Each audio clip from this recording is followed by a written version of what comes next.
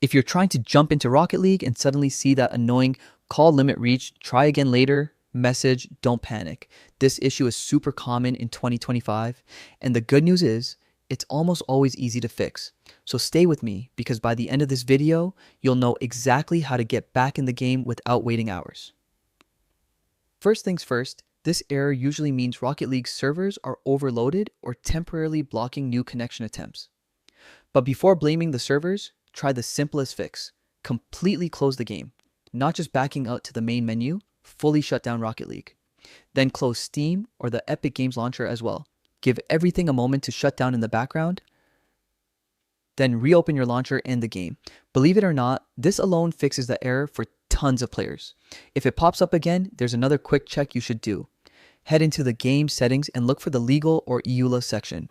Sometimes Rocket League waits for you to accept new agreements before letting you online. Scroll through the list, accept anything pending, then restart the game so the changes stick. It's a small step, but it can completely remove the error. Now, if you've tried all that and the message still shows up, the problem might not be on your side at all. Rocket League servers could be dealing with high traffic or temporary downtime. You can check their official status page to see if anything's going on. If the servers are overloaded, the only real fix is waiting. Sometimes just a few minutes, sometimes a little longer depending on how busy things are. And finally, if nothing works even after multiple attempts and plenty of wait time, a full reinstall might be your last option. It's rare, but corrupted game files can trigger errors like this.